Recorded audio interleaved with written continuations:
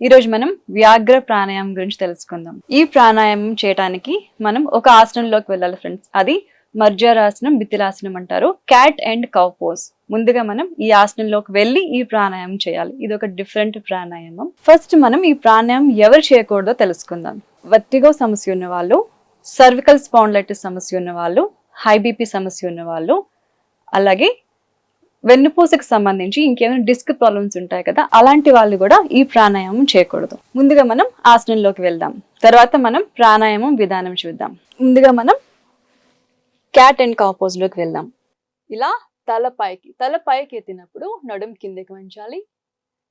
తల కిందకి, మొత్తం ఇలా తల కిందకి వంచినప్పుడు మన భుజాలు మధ్య భాగం, అప్పర్ బ్యాక్ అంటాం కదండి, అది పైకి. ఈ క్యాట్ అండ్ కౌ పోజ్ ఇలా కంటిన్యూ చేయాలి.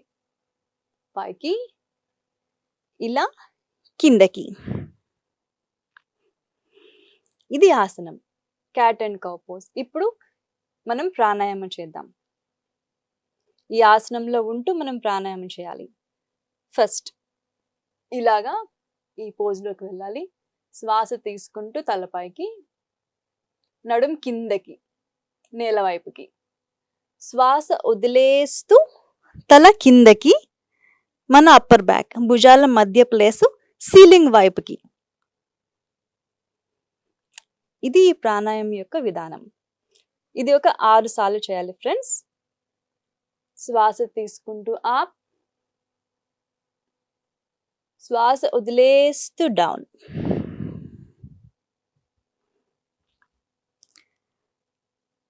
ఈ ఆసనంతో పాటే ప్రాణాయామం కూడా చేయాలి. శ్వాస కూడా తీసుకోవాలి. కంటిన్యూ. శ్వాస తీసుకుంటూ అప్,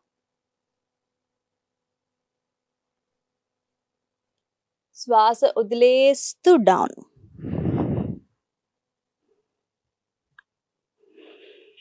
మళ్ళీ శ్వాస తీసుకుంటూ అప్,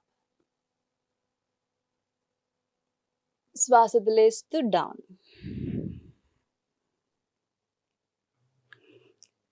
ఇలా ఈ ఆసనంలోంచి నిదానంగా వజ్రాసనంలోకి రావాలి. చూసారు కదా ఫ్రెండ్స్, ఫస్ట్ ఆసనంలోకి వెళ్ళాలి. ఫస్ట్ ఆసనం ప్రాక్టీస్ చేయండి, క్యాట్ అండ్ కౌ పోజ్. తర్వాత శ్వాసతో ప్రాక్టీస్ చేయండి. శ్వాస తీసుకుంటూ తల పైకి, నడుం కిందకి, శ్వాస వదిలేస్తూ తల కిందకి, అప్పర్ బ్యాక్ పైకి. ఇలా 6 సార్లు చేయాలి. శ్వాస తీసుకుంటూ అప్ 6 సార్లు, అలాగే శ్వాస వదులుతూ డౌన్ 6 సార్లు. 6 సార్లు ఈ ప్రాణాయామం చేయాలి. మనం చెప్పుకునే జాగ్రత్తలు ఏవైతే ఉన్నాయో దానికి సంబంధించిన వాళ్ళు మాత్రమే చేయకూడదు, మిగతా వాళ్ళందరూ చేయొచ్చు. ఈ ప్రాణాయామం చేస్తున్నప్పుడు చాలా ఈజీగా ఉంటుంది ఫ్రెండ్స్. ఈ ప్రాణాయామం చేసిన తర్వాత కూడా చాలా రిలాక్స్డ్గా ఉంటుంది. పర్టికులర్గా ఆస్తమా సమస్య ఉన్న వాళ్ళకి ఈ ప్రాణాయామం కనుక అలవాటైతే చాలా అద్భుతంగా ఉంటుంది. వాళ్ళకి శ్వాస తీసుకోవడం వదలటంలో చాలా ఇబ్బందులు ఉంటాయి. అలాంటి ఇబ్బందులన్నీ తొలగిపోతూ ఉంటాయి. అలాగే చెస్ట్ చాలా బరువుగా అనిపిస్తూ ఉంటుంది. అలాంటి ఇబ్బందులన్నీ తొలగిపోతూ ఉంటాయి. ఈ వ్యాఘ్ర ప్రాణాయామం అనేది లంగ్స్కి చాలా చక్కగా పనిచేస్తుంది, చాలా అద్భుతంగా పనిచేస్తుంది. ఇది ఈజీగా చేసేది కూడా, అలాగే చాలా ఈజీ అండ్ ఎఫెక్టివ్. ఈ ప్రాణాయామం ప్రతి ఒక్కరూ 6 సార్లు చేయాలి. ఇంకొక ముఖ్యమైన ఉపయోగం ఏంటంటే, మనం ఆసనంలోకి వెళ్ళి చేసాం కాబట్టి ఈ ప్రాణాయామం వెన్నుపూసకి చాలా అద్భుతంగా పనిచేస్తుంది. వెన్నుపూస యొక్క సమస్యలు ఏవైతే ఉన్నాయో అవన్నీ చాలా చక్కగా క్లియర్ అవుతాయి. ఎక్కువసేపు కూర్చొని వర్క్ చేసే వాళ్ళకి, అలాగే నుంచొని వర్క్ చేసే వాళ్ళకి కూడా ఈ ప్రాణాయామం అలాగే ఆసనం అనేది చాలా అద్భుతంగా పనిచేస్తుంది. వాళ్ళకి చాలా రిలాక్స్డ్గా ఉంటుంది. స్ట్రెస్ లెవెల్స్ అనేవి కూడా బాగా కంట్రోల్ చేస్తుంది ఫ్రెండ్స్ ఈ ప్రాణాయామం. ఈ ప్రాణాయామం చేస్తున్నప్పుడు మనం శ్వాస తీసుకోవడం వదలటం మీద ధ్యాస పెట్టాలి. అలాగే మన వెన్నుపూస పైకి కిందకి వంచుతున్నాం కదా, దాని మీద కూడా ధ్యాస పెట్టాలి. పర్ఫెక్ట్గా చేయాలి. ఇది ఒక్కటే గనక ఒక 6 సార్లు ప్రతిరోజు చేయగలిగితే వెన్నుపూస సమస్యల నుంచి దూరం అవ్వచ్చు. అలాగే స్ట్రెస్ లెవెల్స్ అనేవి బాగా కంట్రోల్ అవుతాయి. బ్లడ్ ప్రెషర్ లెవెల్స్ అనేవి బ్యాలెన్స్ అవుతాయి. అలాగే మనకి లంగ్స్ అనేవి పటిష్టంగా పనిచేస్తాయి. ఆస్తమా సమస్య ఉన్న వాళ్ళు రకరకాల ఇబ్బందులు పడుతూ ఉంటారు.